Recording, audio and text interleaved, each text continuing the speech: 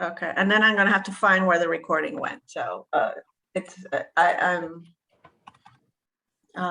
have an amazing, I'm married to an amazing tech guy and I'm the complete opposite, but This is David Sickney's daughter, who's also an artist. Oh, hi there. Oh, well, everyone. Well, for the record, my sister's an artist. She's a filmmaker and artist. So, she and I grew up. A little note about me: we grew up. I grew up in Puerto Rico, and we had an amazing place that still exists called the Instituto de Arte, Art Institute in Puerto Rico. It was an old building at the top of Old San Juan. I spent all my adolescent years there, where artists from all over, where Puerto Rico has great cooks and great artists, in my personal opinion, would teach children and adults. It was a beautiful, beautiful experience. I remember one of my art teachers, showing us artwork to us adolescents of the children, of how they perceive space differently and how we have a bias to space as we get older. So my sister and I did ceramics, printmaking, painting. My oil painting teacher said I had more oil paint on me than on the canvas. But so I would love it someday Somerville had something like that. I like that. Oh, I like the cats there. Oh, thank you. All right, so I think we can get started. And first, Padma, thank you for starting this. I think it's an overdue. You're not Danielle, No, I'm using my girlfriend's computer. I'm okay. Jason. Okay. Hi, Jay. All right. Thank you so much. I appreciate it.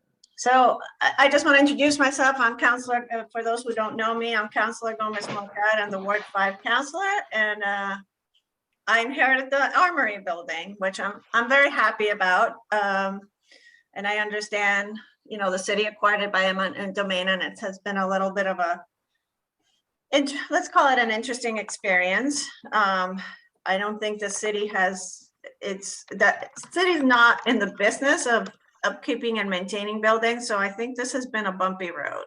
It's my impression as a counselor. And I myself have been trying to understand the process. Like, I didn't know the city can't do leases without RFPs. So my purpose of this meeting is to, one of the reasons I really want to have this meeting is on the whole planning process is going to jumpstart on Tuesday. And I think it's important for me. I am a city representative to listen to everybody's perspectives here. So to me, this is really a listening session to understand your concerns, your thoughts about what's going on. I have put together very quickly and rapidly a document of information the city has sent me. So I want to review with you what I know. All right, so I am going to open my document, which is very rough. I'm going to tell you, but where am I? So, and then I think after I do this, it'd be good to have quick introductions of who you are, your interest in the Armory. So actually, let's do introductions first, and I will stop sharing my screen because I want to take some notes while you all speak to me. So if we can go around the screen. Sorry, my computer is, well, it's not my computer, it's me. Okay. Yeah, Prima, you want to start off and then I'll go around and then I think you all know me. I'm so happy that you guys are taking some time to talk. Really, that's all I really wanted from the beginning, and I appreciate this time. Most importantly, Beatriz, that you have done this. Thank you. And I know that all I can say in a nutshell is that nobody meant, it doesn't seem to me like any harm during this whole process. It's just that we just weren't in the know. And I think the more and more I talk to people, and I've talked to a lot of people within the city and outside the city, I don't think necessarily people had any particular desire to throw anyone under the bus, but it wasn't necessarily planned out to really think about the current tenants. And that's kind of why I'm here today, because there are about 30 musicians and 30 artists and 30 musicians that I support round the clock. A lot of people know me. I've been a dynamic individual in the arts world for 20 years, and people know through half a degree of separation what we do as a gallery. And the gallery itself is 30 years old. You know, it's been around since I was 8, 9 years old. So it's as a valuable nonprofit. I also know the Arts for the Armory is a valuable nonprofit. And I wanted to say I appreciate all the work that everyone's doing. And I just hope that we can have a more inclusive set of things that are happening. And finally, I just want to say it has been very frustrating for me to be an advocate for so many people. It has, you know, as much as it's easy for people to say, oh, Parma's such a fighter and she can do this nonstop. This has been a very unhealthy process for me. A lot of people did not answer concerns of the artists for like a year, and that was really disconcerting. So I hope as we move along, for my personal mental health, physical health, working around the clock to try to do this with very little support, I hope we can change that moving on. So thank you. All right. David, you want to do a quick introduction? Sure. Hi, I'm David Stickney. I've been with the gallery for 30 years. And this whole takeover has been pretty stressful for everybody in the gallery, not to mention the other tenants.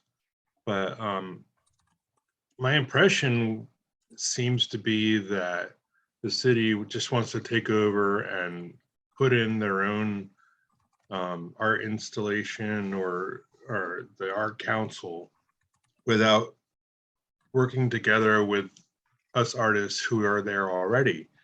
And if they want to preserve the arts, they should combine everybody together and work together and make it the best art scene that you could possibly have, rather than just dropping artists out in the street and making things miserable for a lot of people. You know, why not work together? That's my main point. Deb, I'm not looking at you, so I'm taking notes as you speak, so Yeah, I'm not being rude, sorry. It's okay, my daughter would like to speak. Yeah, for me, I'd say I just want the gallery to be able to have consistency and stability. I can't hear you, sorry, I can't speak. I just want to have the gallery have consistency and capability of like stability, because that's all I've seen in the past years of me growing up with my dad being at the gallery. Is there's no stableness, it's just always moving. Yeah, the gallery has moved several times over the years, and it's disruptive to the whole industry of what we're trying to accomplish. It just makes things more difficult. And if we could stay put and work with more artists, that would be great. Thank you. Yes, just a quick question. Mark Delaney, my lawyer, is joining in just a few, so just yeah. Sorry. That's okay. Thank you for letting me know. Stephanie, you want to? I know who you are, but I think for just if you have anything to say. Sure. Good morning, everybody. My name is Stephanie Scherf, and I'm a co-director at the Center for Arts at the Armory, one of the tenants in the building. And you know, it's been a rough, rocky road, I think, for everybody. We're coming up on a year now, and a lot of issues have come up, and the city clearly did not have a playbook for what to do and how to manage it, and we're still in it. And you know, we've just tried to communicate the best we can to Tom and to Mark, who is now the new head of DPW, on building issues, and we've talked to Bea. Bea, you've been really supportive in trying to get things addressed, so thank you for that. Actually, you mentioned Tuesday. I believe that the meeting is actually on Monday for the Armory tenants, right at 5 o'clock. Yeah, sorry, I'm like, Yep, and I don't think that that is, what I've heard is, I'm actually visiting family right now, and I've heard that there is not going to be a Zoom option for that. But my colleague Jess, who is my fellow co-director, is going to be there in person, and I'm hoping that she's going to be able to just Zoom me in so that I can at least listen to what's being said. So I'm not sure kind of the particulars of that, how people can participate if they're not in person, but I think it would be good if people could actually participate via Zoom, because I'm sure not everybody is going to be able to be there in person, but I don't know what Tom is doing related to that. So that's about it. I mean, I'm eager. It's basically taken a year for this this process to start. I know the consultant is coming. I believe she's based in New York, so she's going to be getting, I heard, a tour of the area, and apparently each tenant will have an opportunity to meet with this consultant, and then hopefully this process for RFPs will happen so that we can put in anybody who wants to have space at the Armory can then put in a proposal for how they would like to use that space, because that's what we've been told will happen. We currently have a use and occupancy agreement for the performance hall, for the cafe, and for the B5 space in the basement. So we are, once hopefully this RFP process will get announced, and we're hoping to put in a proposal, and our long-term goal is to get a lease with the city. So anyway, just wanted to take that opportunity to repeat back what I've been told and kind of where we are in our process. So thanks. and thank you again for everybody as you share your perspectives. Again, it's important for me to understand. I'm not there every day. I don't experience everything. So thank you. Gio, do you want to, you're next in my list, so that's why Sure. you're going. So hi, I would say I've been more of a patron of the Out of the Blue Art Gallery since 2015, and that I'm not specifically an artist myself, but I have a great deal of, I have a lot of artist friends, and have been donating to the gallery for a while as a way to try to help Tom and then Parma keep the place going. And I guess I'm concerned just to see how things have gone over the last year, as well as as a discussion of stability for the gallery is definitely a thing. I've watched how the Seaport district has gentrified over the years, and a lot of the artists that used to be there are just gone. Like there's not like that.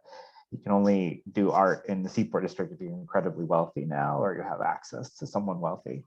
And watching that happen in Cambridge, and now and then just Somerville, it just seems like a big thing. And so I'm just here as kind of like a supporter of Out of the Blue. Thank you, Gio. I used to work in the Seaport district back in '96, and it's changed a lot since then. And for those who have been around longer, I'm sure even more for you. Desiree? Hi, I'm here as a supporter and admirer of Parma. And I just think she's a very powerful and passionate, outspoken and capable advocate for the arts. And I really want to support her in this grassroots movement of artists to cooperate with whatever the city is offering to make this a better space. And that includes everyone. Thank you. And I Good. think she deserves a leadership role.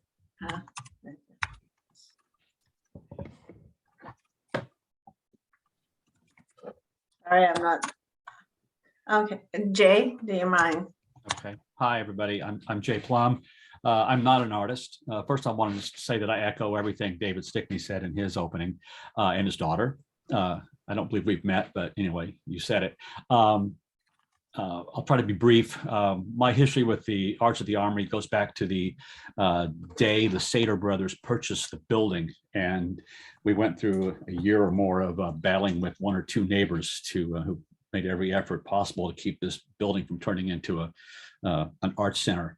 And I've been because I live about 150 yards away from the back of the building, I like to say I'm a Tom Brady throw away from the Armory. It was my office hours for a decade, sitting on the sofa in the morning, every morning having coffee, and held meetings there with every friend, player, politician in the city. They knew they could talk to me there, and I knew I could run into them eventually. Now back to what David was mentioning is my hope is that the city, and Bea, you as I realize you don't have a whole lot of power here because it's basically run from the administration side, but you are the bully pulpit that we need. My hope is that every artist is treated equally, fairly, and that the artists who are currently in residence, those that are all paying their rent, that they should not, be pushed out by until there's, absolute legitimate cause for them to be pushed out. So I don't see any reason that anybody should be kicked out right now. And I'm not favoring or anyone over the other. I just want a fair process, and that's why I'm here listening. So that's it. Thank Thanks. you. All right, so do you live on Hudson Street, Jay? Hudson Street, yes. It's good to have a neighbor keeping an eye on the building close by. All right. Prospero? Hi. Yeah, so I am I'm one of the artists at Out of the Blue. I've been with Out of the Blue for several years now, and it's a great community of people. It's really just wonderful to be part of it, and being at the Armory building is just amazing. It's a great place for us to be showing our art, and I think I'm echoing everybody else here when I say that I'm concerned. The future of Out of the Blue here is not stable, and that's quite frustrating. I know that the town's purpose in the eminent domain process was to bring arts to the community, but there are already artists here, and we are bringing arts to the community. And it was when Out of the Blue first moved to the Armory building, it was as pretty much as COVID was starting to become a really big thing. It was like in March, April of 2020 or so, and so it's so it got off to kind of a slow start because just because of the circumstances, but since then it's really I've seen it really pick up, and I've seen it become a place where people in the community are really happy to come see this art. And I just and I support Parma. She's a friend as well as somebody I work alongside with in this at Out of the Blue here. And she's done a great job. She advocates for the artists. She's excellent at what she's doing here, and I'd really just I'm here because I'd like to see Out of the Blue get its fair process, and hopefully stay at the Armory building. Thank you. You're welcome.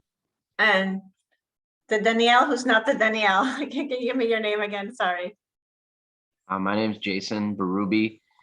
I've been living in Somerville for over 20 years, and I've been with Out of the Blue Gallery for about as long, about 20 years.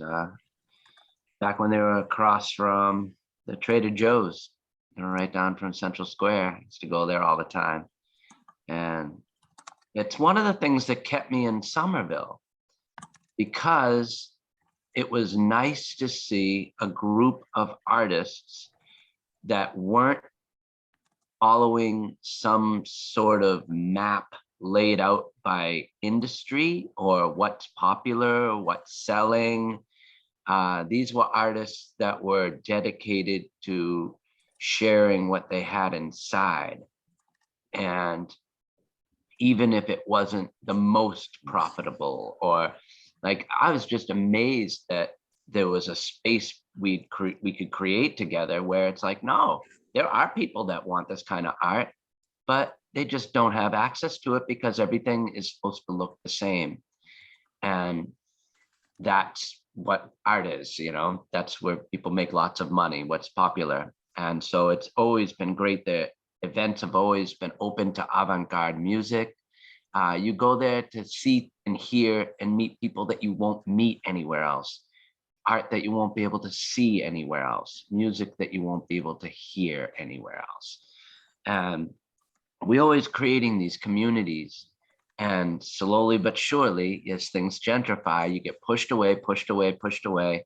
And we create these great scenes. And then, of course, all the artists that create it can't afford to live there anymore. Everybody comes and it's like, hey, this is the great place. You know, everyone's, well, where is everyone? Where's the thing I came for? It's gone because it's been driven out. And well, I think it's really admirable of Parma to stay so positive and say, oh, I don't think anyone means any harm. Like, God bless you, girl. But there's nefarious intent here.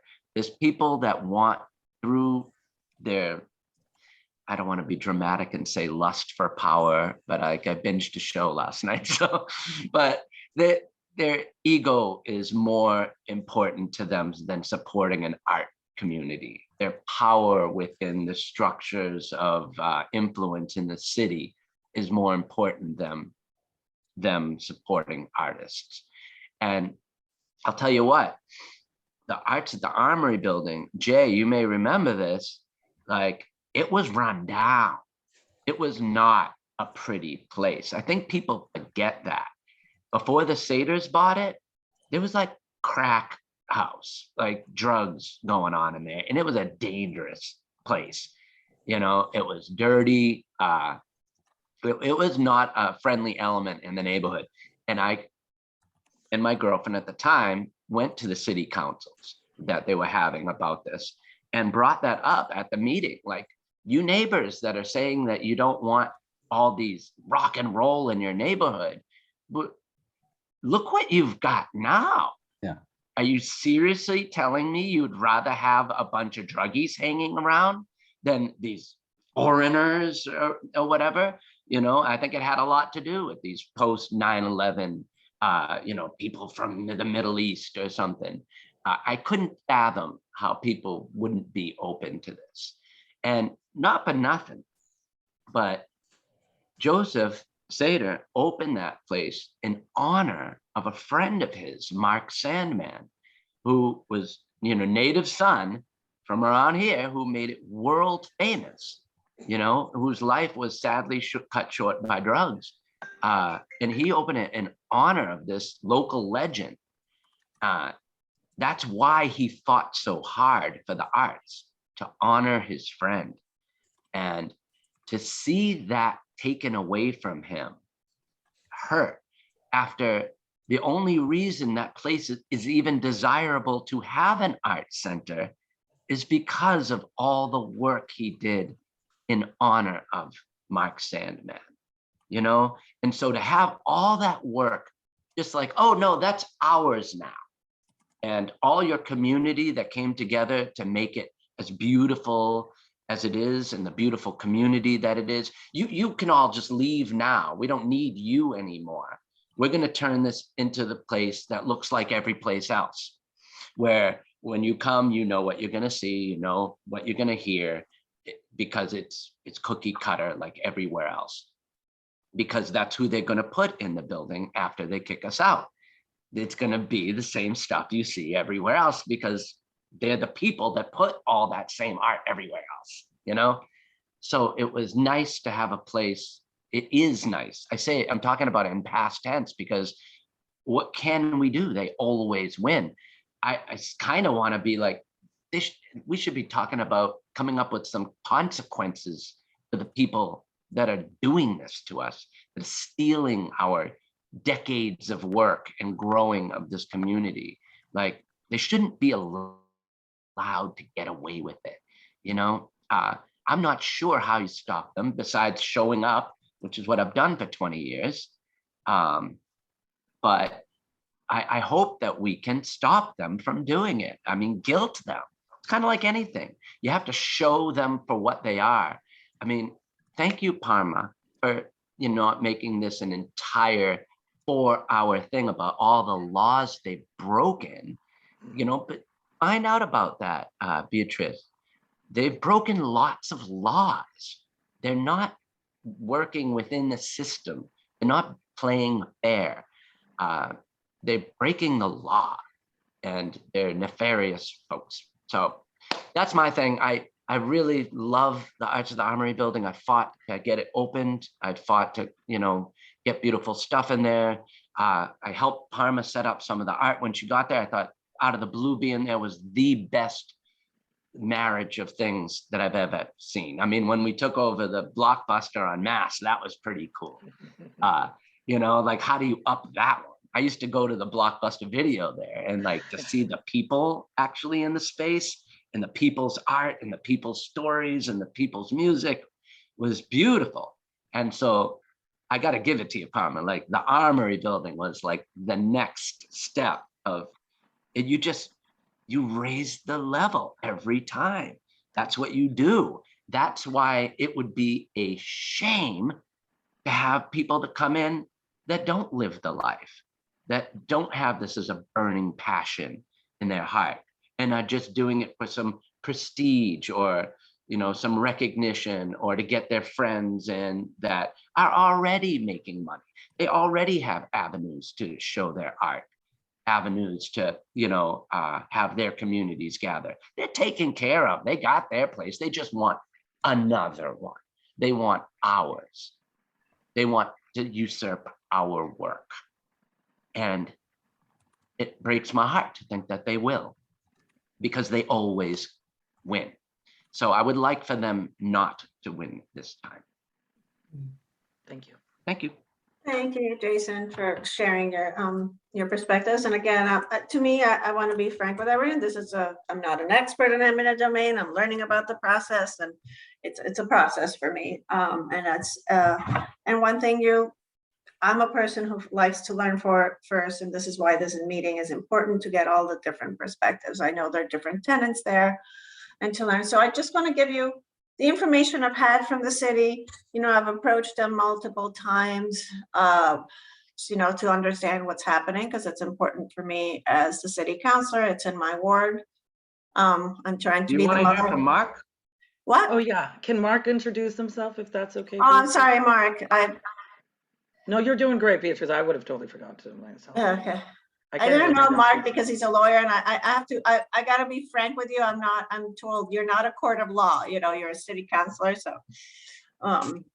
Absolutely. And I'm along with being Parma's attorney, I'm also a fan of hers and a supporter of hers. And I think I'm primarily here today in that capacity, as opposed to wearing my lawyer hat. But really, I want to hear what the community is thinking about what's going on there, and get perspective.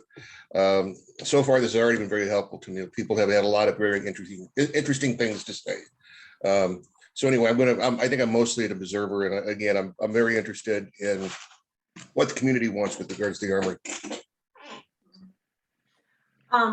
So, I think I've received a lot of emails that I believe you've received too as well, from the city, and basically, I'll talk about little bit about the master plan. You all know that Create Today LLC was selected. There's a master planning committee. I am part of that committee, along with 3 city staff and 3 community artists. I'm going to apologize. I asked the city to give me the list of who is in there, and somehow I can't find my email. But there are 3 artists in there, because I wanted to share. So I can share that via email when I dig that out for you of who's in there. Okay. Thank you. And I made a mistake. We're meeting on June 6th, and I made it Tuesday. It's Monday.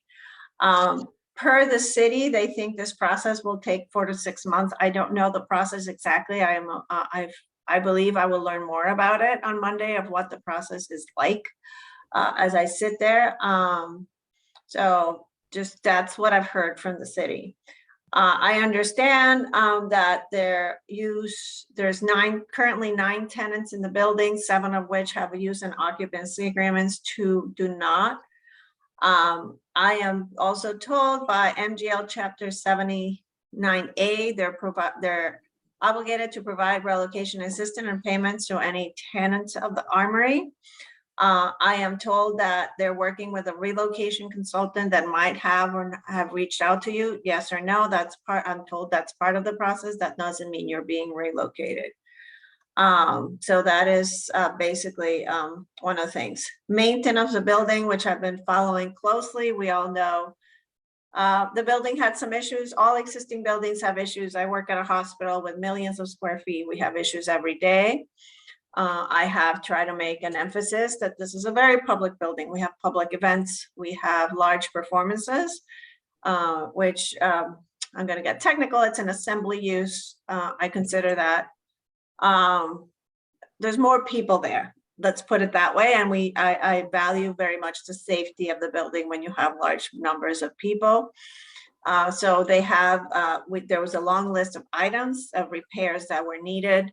One of them, I am told the roof, for example, has been repaired. There were some issues with the hardware that's been repaired. Fire extinguishers were changed. Lighting has been upgraded, but I know there's still issues there's some issues in the basement. I want to make clear that the roof repairs are not a permanent replacement. That's a longer capital project. The front door has failed twice now. Finally, they repaired the push. I'm a big ADA person, so I have pushed for that. And of course, the elephant in the room is the elevator that is waiting for an inspection. And we've known the elevator has had a lot of issues. So I am told, I ran into Tom Galligani at a budget meeting for the city. Trust me, I hound the poor man every time I see him. What's going on? Keep me updated. Keep me updated. I am told the state is soon to come to do the inspection. Okay, so that's where we are. It was a rocky road for the maintenance of the building. The city's not, it's trying to, let's put it this way, some of our schools are not in great shape. The city's not, doesn't receive an honorary degree in building maintenance. But working in a hospital to building maintenance is always a challenge wherever you go. I'm not trying to justify them. I think this is a very public facing building and I'm trying to push on it as much as I can. Stephanie knows when there was a rat problem, I walk by there frequently. I check on things. I try to see where things are. I know there's an issue too with the driveway. I'll try to, that is beyond my, but I'll copy your note. Desiree. So that's where we are. I'll answer your question, Desiree, after I go that. I believe the city has some temporary art and culture activation initiatives. There's a BIPOC focus group initiative, I'm told, and there's a traveling museum exhibit. I don't know if those have taken place yet or is anything, and they're a temporary activity. Our first meeting is in June 6th, and that's about all the information I have for the city. So can I jump in just for a second, Beatriz? Yes. That's okay. Thank you, by the way, Beatriz. This is really, it gives me something to hope for where people have not been open. So thank you for being open. So I do know, and I've been, being somewhat publicly known in Somerville, I am appreciative of the two rooms, 2B and 3A, that have started to be populated by minority, which I think is an interesting thing. Minority artists who are receiving grants from the Somerville Arts Council, which is great. By the way, I've made friends with all of them, so I work fast. I have no problems with them. And I must say, it is very disturbing that I heard that the center and the city, and that is what it is, had told those particular people that I was some sort of crotchety, would be very mad that they were here. And I actually was informed of this by some pretty stellar people that are very important in this culture named Eric Bornstein. A lot of you guys know that name. Eric Bornstein has been one of the people who's been invited, who's a very good friend of mine, kind of like an uncle figure, and was told this. So although I love what Somerville Arts Council is doing, there was supposed to be a plan, and here's where the nefariousness does come out. Thank you for bringing that up. Okay, there is something very nefarious. If there is no plan, then why are there artists already into a 3A? I appreciate them, but we can work together. They like me. I like me. And as I said from the beginning, I've been here 20 years. No matter who you bring in as artists, I guarantee you I'll know them from a half degree of separation. And this is what Desiree is asking about, right? The idea that we are being preserving arts is garbage to get rid of an art gallery. That comes first and foremost. If you look around this building, you have things from Dan Lavoie Training, who I love. You guys know I've supported him, and I try to talk about the salsa dancing classes there, all right? That has nothing to do with art, okay? We've got some audio engineer stuff, the audio tech services, which is kind of art, but not really. We have an art gallery that is totally about art, that has many different Somerville artists in it, as you see right now. And so there is BS going on. And actually, that's where I would love, Mark, if you can step in, because they're talking about this use and occupancy agreement. And we didn't, and I'll end with that because I know I can ramble, so I'll just end with that and let you jump in, Mark. They want us to sign this use and occupancy agreement. And Beatriz, you weren't at the last meeting, but Mark brought up, and I actually went all the way to Somerville District Court, just to let you know. I think I informed you in the City Council. I went to Somerville District Court and the judge heard me. And I talked about the horrific offenses that the press and the City Council and everything knows.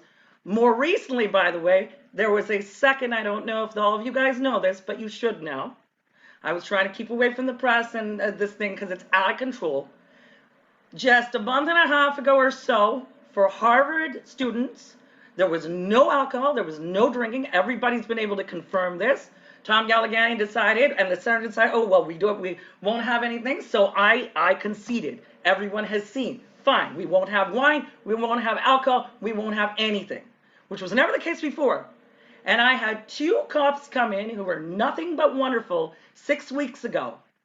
Young cops in their 20s, confused why they were brought here to a bunch of Harvard students in suits and ties doing a comedy show, because Tom Galligan called them and made his 3rd criminal offense of a false police report. So I went all the way to the Somerville District Court. That is not how you preserve arts. That is a felony. The first felony happened when I supported all of the tenants and the hundreds of people I support throughout this city. And that's when Mark can come in. And what was the first felony is the center and Tom Galligan, particularly Tom Galligan, refused to let me get into my mailbox. I called up, and I'll end with that. Mark remembers that. That was a year ago. I had to call up the post office because the center and Tom Galligan refused to let me get mail because I was looking for a proper lease. And when that lease came, Mark, I'd love you to come up and talk to us about what you found out about that lease.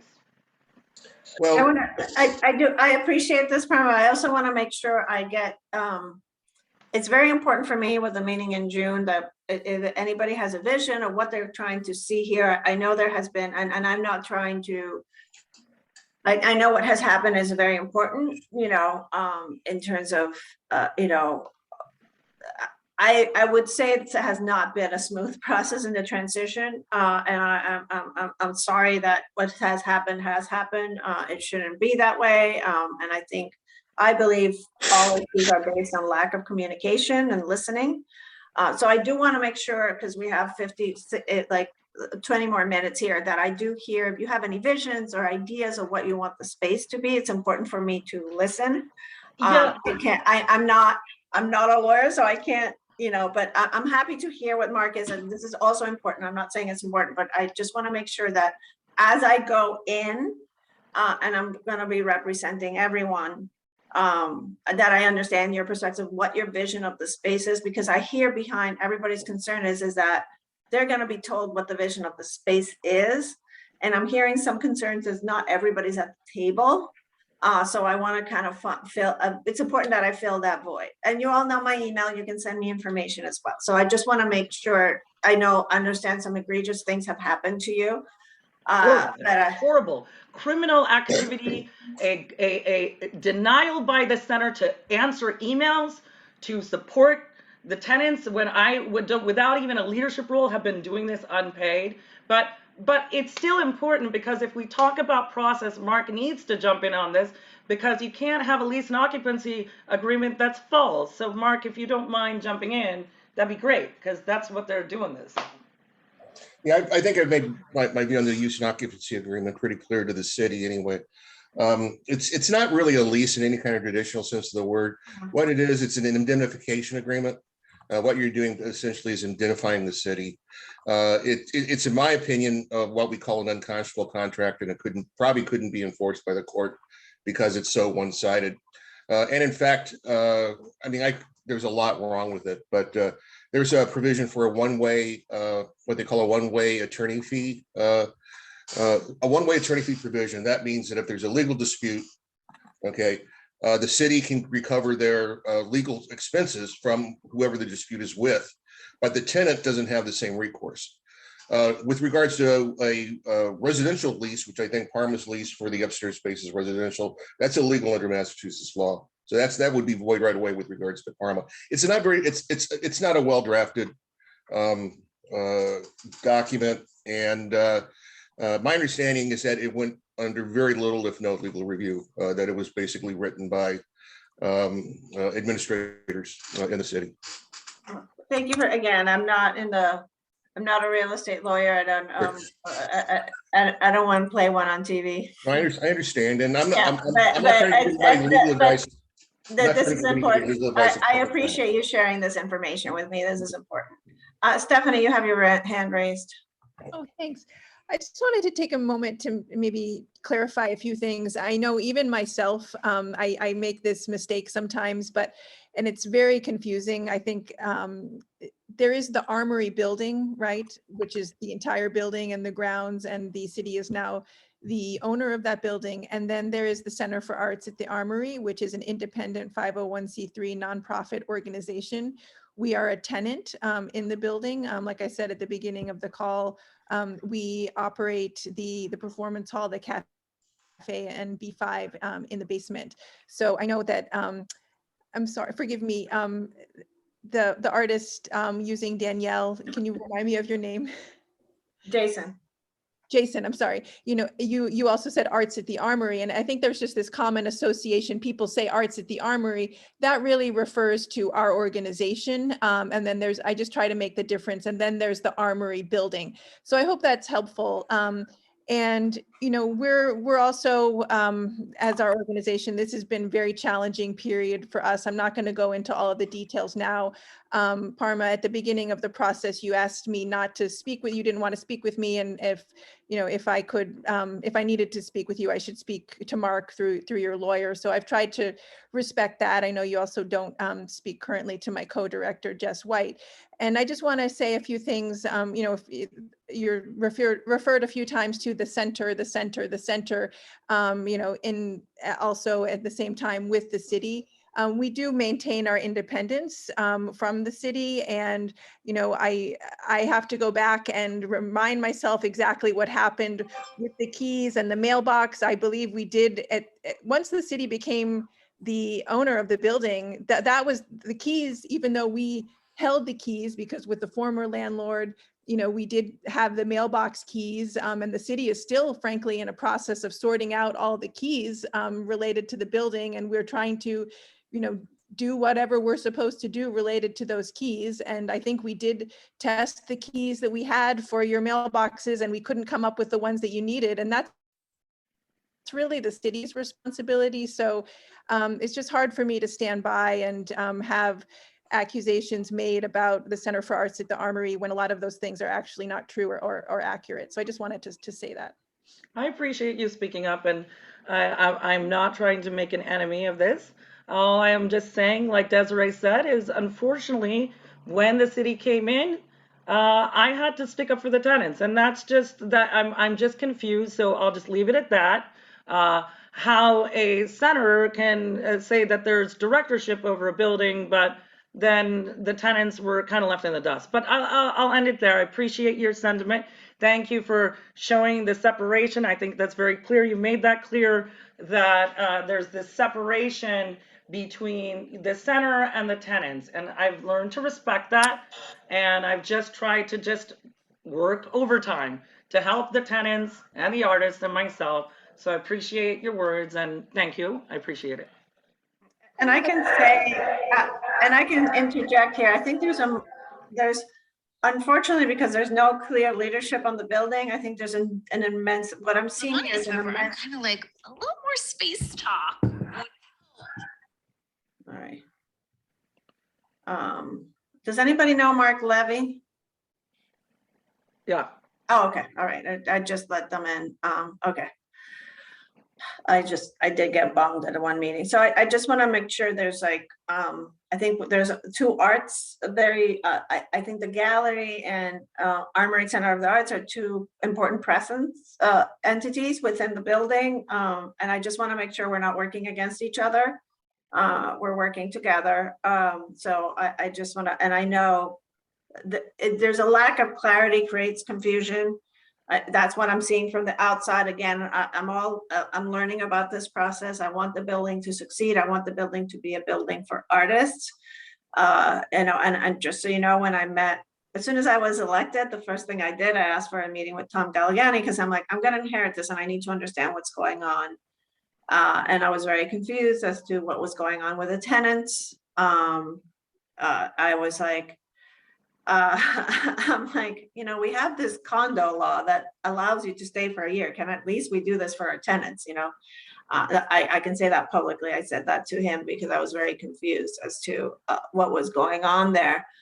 And I also was very confused when he told me the planning would happen in 6 months, and that was back in May.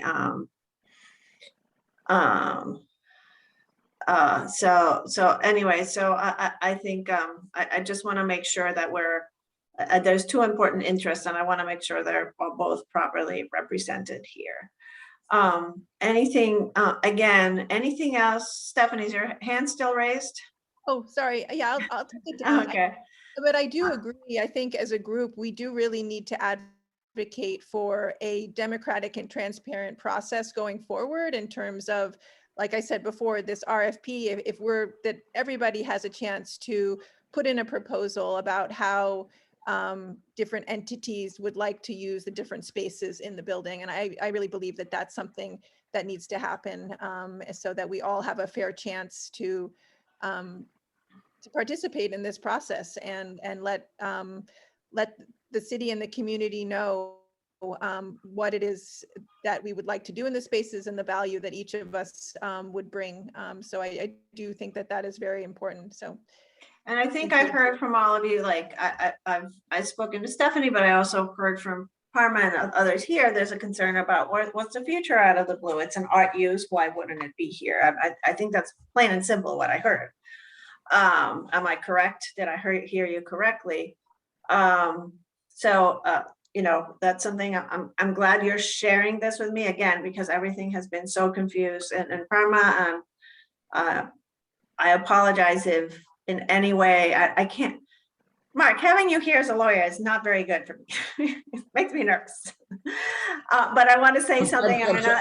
I'm sorry, Beatriz. That occurred to me when I decided to take part in this. Yeah, so I hope you don't use my words like I'm going to speak. I'm a Puerto Rican woman. I speak very freely, so I'm gonna speak like I do. I'm primarily here as Parma's friend. And I want to say this because it's difficult because technically I am the city. But I'm going to say this as a person. I'm sorry if you've been misrepresented, Parma. This is what I wanted to say. Thank you. This is me speaking as me, as Beatriz Gomez Moacar. I want to make sure. I do hope we can, again, this is why I'm here, and I'm trying to listen to your perspectives. Yeah. And I appreciate that. I think you're being very genuine, and thank you, Beatriz. And Mark, thank you for just being here, just to be here as a friend, as he's saying. He's a chill guy. I'm not here to cause problems for anybody. I'm really here to learn. And, Yeah. and I have already. I promise that I promise I'm not going to speak freely. I won't hold anything against you. No, Mark I has only heard the understand. world about you anyways, Beatrice. He's heard all good things. Okay, no, and it's fine. It's just a process, and can I say this has been a very, I've been an advocate for the school buildings for years because my kids went to the Brown, the roof collapsed, and I'm not very happy. I feel like the city could do. I understand. I work in a hospital that has, a full disclosure, work for Mass General Brigham, who's has good resources. Let's just put it that way. And we still have issues with our building maintenance there. Okay, it's like we always put it. I don't know if it's the United States, it's worldwide. Building maintenance is left at the end, and the city has not been very good at it. And then there's also this, there was a resolution to make this an artist space. And what an artist space, the more I learn, my sister is a filmmaker and a visual artist. She makes paintings, she makes these things called osferas that are like a 3D. She does arts installations. The definition of artist is very broad, right? I saw this, someone talked about the seaport. I saw the seaport destroyed because there was somewhere in there's R&D was considered part of what you could do there. So all of a sudden, full disclosure, my husband's company was a multinational company, Autodesk, is in the design center. Major architecture offices are there. And these are not little artists. These are major multinationals. So I get this distortion of the art world and we also want to give a voice to, I think it's very important for being a Puerto Rican woman. I think in certain culture, some of our cultures, those of us not represented in this world, art is a huge form of representation and expression, and it has to be out there as well. So this is a very convoluted kind of thing, and I know it's very complicated, and I appreciate you expressing it. And if I'm misrepresenting you, please, this is my interpretation of it all. No, you're doing great. Is that we want to make sure it's an inclusive process. I know there's a lot of concerns about the Arts Council. I'm getting familiar with them. Yeah. I've had 2 interactions with Greg Jenkins. It was a hello and goodbye. I don't know him well. Yeah. I hope to get to know him on this process and try to read him, understand what their visions are. So, but I think the most important thing is that all voices are heard in the process. Yes, and thank you for that, Beatrice, and thank you for coming when the kids exhibit was there. That's why I will always respect you. That really took some time, and we love our kids, right? We have a whole mural for the kids. Some of those parents are traveling, as you know, right now. So thank you for recording it because there's 60 kids on there, right? So we're trying to do all this work, but let's get to the vision. You're keeping it crisp. I agree. We're talking about a vision where artists can come under one umbrella, like so many people very, very nicely spoke about today. And when we're talking about the convoluted and epic things that are happening within the arts community, look, myself and Jason, for example, have known Gregory Jenkins for 20 years. This is garbage. We're just trying to figure out, for example, his very good friend and ex, Jen, and I babysat his kids 10 years ago. Remember that, Jason? At the East Somerville Main Street. What is I have to take some levity on the insanity that is happening right now, that Gregory Jenkins couldn't talk to me the whole year. This is garbage, and I babysat his kids. Jason can tell you I am in so many articles that he's in. It's just ridiculous. Do a Google search. Now, I'm not saying that he hates me or anyone here, but he had his own vision of let's just be real here. Most likely cronyism to throw in things. We know that some of I know that because I know the SAC people. They aren't that happy with their building over there. There is a greed for this building. But look, there's enough spaces, and some people's leases are ending soon. My eat lace when Desiree brought up, can't we just be grandfathered, especially somebody like me? I don't know who this consultant is. I'd love to know. There were not fair discussions. I have that all on city letterhead that there would be discussions with the public. There was none. Then Beatriz, you and Kimberly, thank you very much, said apply for the artist spaces. Tom sent you an email that happened after they already decided who the artists were. None of us artists, there's hardcore artists on the screen right now who've been around for 30 years in this place. If there were public discussions, we would know.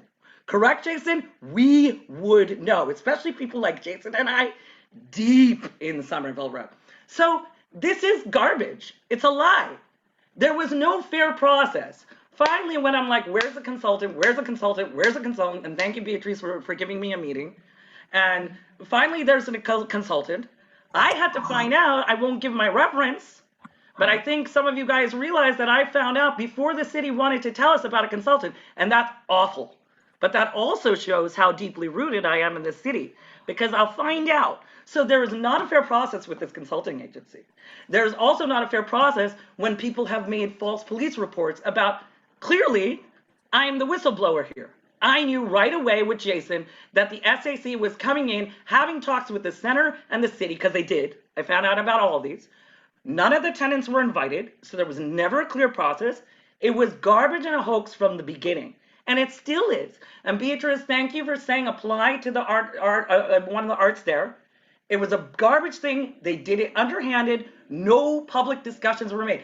Jason, could you bring this up? Have we been in Somerville for a long time? What I want to do is, because like, I know you get into your pain body because like you've been really disrespected, and I just want to like, you know, end with, because I know your time is ending up here, Beatrice, is you asked us what we want, right? And so what we want is a clear and fair process, you know, so that we don't have everything that we built stolen from us. It doesn't seem like too much to ask, but the Arts Council or whatever, they act like it is too much, you know. And they talk a good game. They say, yeah, we're going to have this, an opportunity for everyone to speak, but they don't come through with it. And then there are no consequences for them not coming through with it. And, you know, there's a good chance that they could just kick everybody that's in there out and just clear us, and then there'll be no consequences. They'll just win. So if you could be a voice for us and be like, hey, you know, these people that have done all this work the whole time. I mean, I've been an artist in not only Out of the Blue, but in Somerville, Austin area for 20 years, and a musician. I've played there a whole lot, you know. I am invested in the place. I'd like to have it not just like be a place where I'm not welcome after all the work I've put in. So yeah, that's what we're asking for, is just a fair shake, a voice. Yeah. Prospero, could you give a few words? Yeah, actually, there was something that I was just thinking as this was going on here. Something that really gets lost is, you know, you brought up, there's like several, I believe it was last autumn, there was a child who I can't remember her name on the top of my head, who basically basically came up with this art installation idea, and she got, you know, several other children in her age range, maybe in her school, to create this.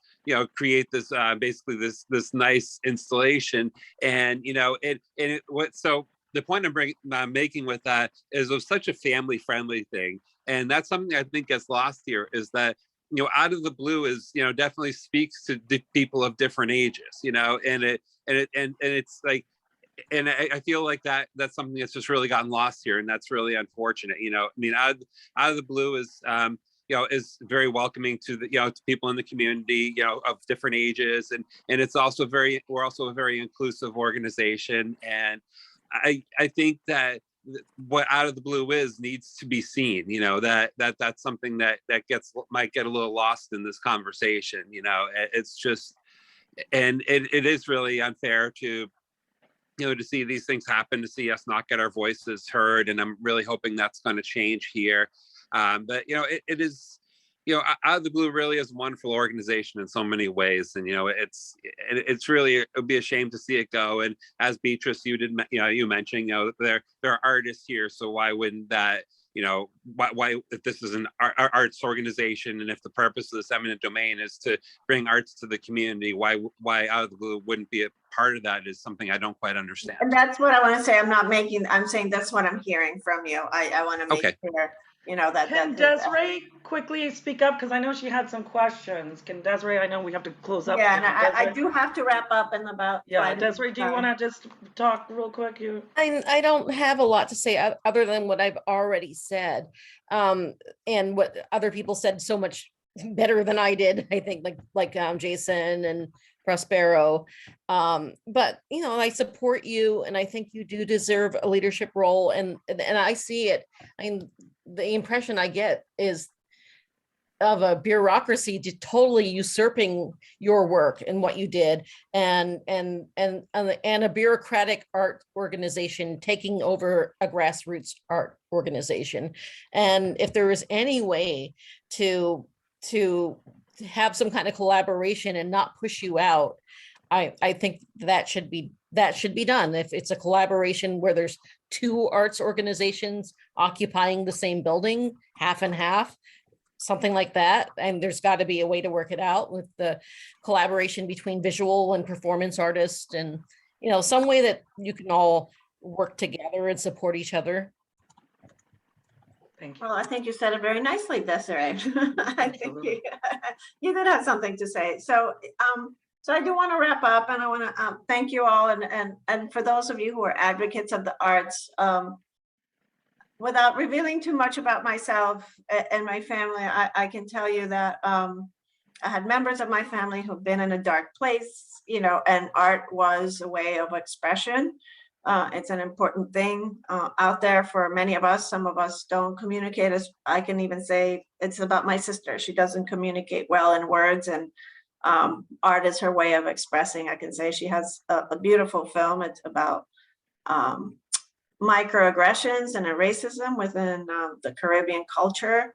And I know that's something she experienced. She is slightly darker than me, has curly hair. She's more identified as, I think, in her mind, more Afro-Caribbean.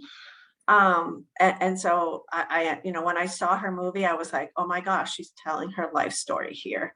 Nobody knows it. And she doesn't even, I think, recognize it. So it's arts is such an important piece right now in so many ways. So I hope we can all work together. I'm an idealist, and keep on working for the arts here. And Jason, thank you for bringing what's going on in the Seaport. That's the piece, and I see arts as part of our culture, especially our, the underrepresented. It's so much part music, food, everything is part of us in many ways. So I thank you all. This is, again, I think the city did this with a beautiful intention. My fellow city councilors passed this not knowing, one thing I'm discovering as a city councilor, we pass these great ordinances and orders, and then there's the process. How do we make it happen? And in part, maybe that's why I'm a city councilor, because I'm a builder, and I'm interested in the other way. How do we make this work? And again, I'm also the person who won't react quickly. I'm going to sit quietly through this planning processes and understand what's here. And so what I've heard from you is important. So thank you so much again for spending a Saturday morning with me. I really appreciate it. And you know how to reach me. If I do hear other things, I'll convene another meeting. Let me sit through the process and see what I'm hearing. Okay. But I'm here for you all. And again, thank you so much. And Parma, thank you for organizing this and for being advocates of the building as well. I know this is, again, it hasn't been a easy road. And hopefully the city will get a little, I hope there's good intent. I'm a hopeful person. I think sometimes that's the best we can do. All right. So thank you very much. And again, you all have my email. Feel free to reach out to me. We are in budget season, so if I'm a little slow right now, it's because I have documents this thick that I have to go through right now. Could you send in the link, Beatriz, the movie you're sister did? I'm just curious. Yeah, it's she has like a website, and she doesn't show it anywhere. Like Yeah. she's gone to film festivals in like Africa, France, the Caribbean, and Oh, wow. Maybe we can play it at the Armory. We'd love that. maybe we can. Yeah, so- if you can send the link, I really mean this, Beatrice. I think we'd be interested in checking yeah, out her so stuff. that's a yes. She's I call everyone when people tell me I'm from the left, I'm like, you haven't met my sister. You do not know. She's been to Cuba and like worked in the cane fields there. She is the left and a fierce feminist. All right. Well, thank you so much to Thank everyone. you so much. Take Thank you care. all Thank you. for coming. Bye. Appreciate all of you. Bye. Thank